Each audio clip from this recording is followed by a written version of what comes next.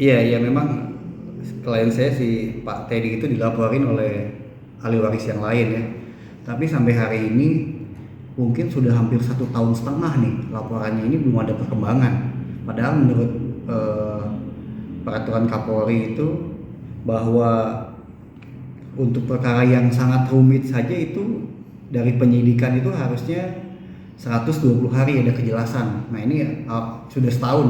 Saya nggak tahu juga ini apakah memang ini adalah kasus yang paling rumit sehingga susah dipecahkan sehingga perlu waktu bertahun-tahun, eh, atau memang kasus ini memang layak dihentikan di SP3 karena tidak ada unsur-unsur pidananya gitu.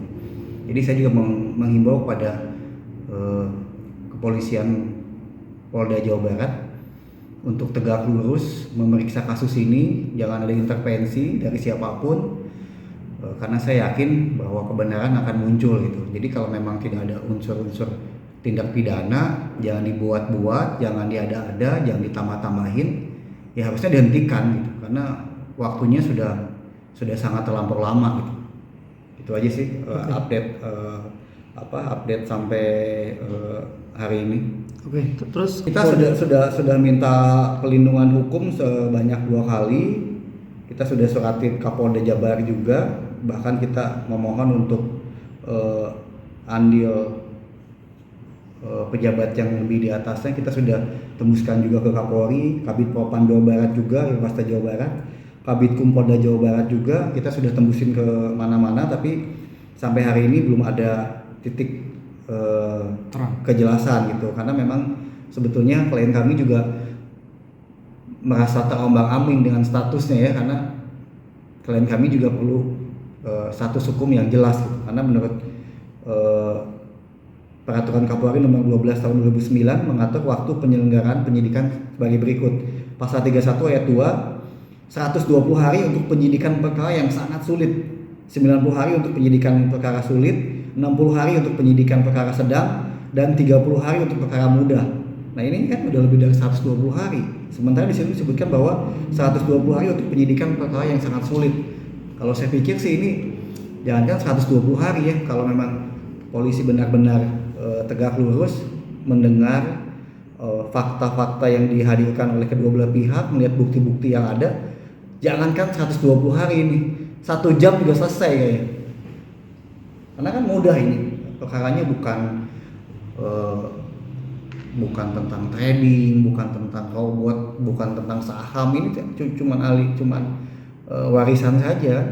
Dengan mudah juga mungkin anak-anak sekolah mahasiswa hukum juga bisa menyelesaikan kasus ini, karena ketika ada yang meninggal kan tinggal dicek tuh, ini siapa yang menjadi ahli warisnya, suaminya, istrinya. Oh oke, ini ada anaknya, berarti kan suami, istri sama anak. Terus kalau suaminya meninggal berarti kan istrinya sebagai ahli waris dan anaknya. Nah setelah jelas kedudukan siapa saja yang menjadi ahli waris, kita tinggal cari ini hartanya apa aja, ini harta yang menjadi warisannya. Hartanya misalnya ada tanah, ada rumah, ada mobil, ada motor gitu. Itu kan simpel sebetulnya. Ketika ada yang meninggal, tentukan ahli warisnya siapa dan tentukan ahli warisnya apa gitu. Saya pikir sih tidak usah 120 hari ya, ini 1-2 hari juga selesai harusnya.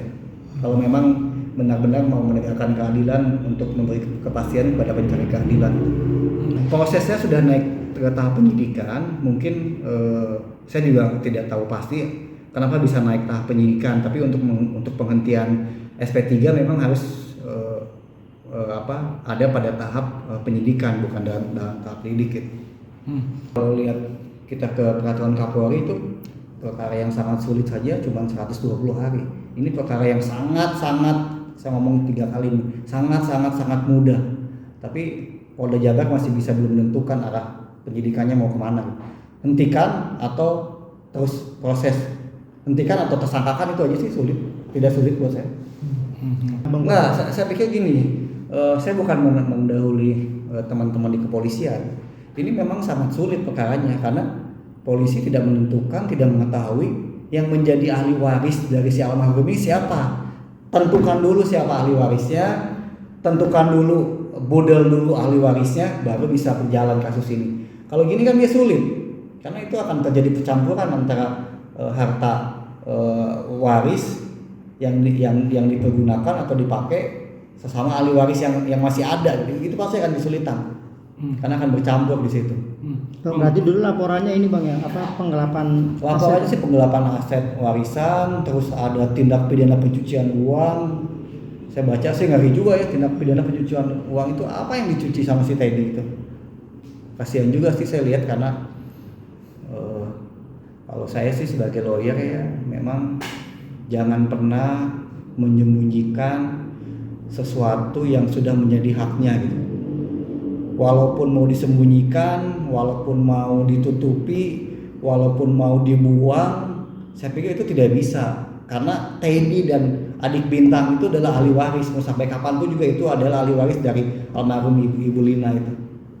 Itu nggak bisa disembunyikan, nggak bisa disembunyikan, nggak bisa ditutupi, nggak bisa dihilangkan, sampai kapanpun nggak bisa dihilangkan, karena faktanya, kebenarannya memang Teddy adalah ahli waris dari almarhum, dan anaknya Bintang itu adalah ahli waris dari almarhum juga. Kenapa menjadi ahli waris? Karena memang dua-duanya merupakan ahli waris yang sah secara hukum positif di Indonesia. Mereka menikah, ada surat nikahnya, sah sebagai suami. Setelah itu mereka melangsungkan pernikahan, mereka mempunyai anak. Anaknya juga ada akte lahir, yaitu sah dua-duanya, nggak bisa disembunyikan. Ini proses pembelajaran hukum buat masyarakat Indonesia gitu. Jadi bukan dalam hal artian ini ada yang kaya, ada yang miskin, ada yang kerja, ada yang tidak kerja, bukan itu masalahnya. Masalahnya adalah ini adalah ada hak orang yang lu sembunyikan, yang lu tahan. Itu nggak boleh, itu hak orang lain. Mau 1.000, mau 100 juta, mau 1 miliar, itu hak orang harus dikasih memang gitu. Jadi buat masyarakat Indonesia juga memang harus melek hukum juga dalam undang-undang perkawinan. Mau si suaminya kaya raya, terus si istrinya selama perkawinan dia tidur terus selama 24 jam setiap hari sekian tahun, ataupun sebaliknya si istrinya sangat kaya raya, dia bekerja, si suaminya hanya mau main ayam, dia mau main burung, dia tidak kerja, tapi selama diikat sama perkawinan, harta yang didapat oleh si istri yang bekerja ya harus dibagi dua dengan si suaminya yang pengangguran. Itu saja sih.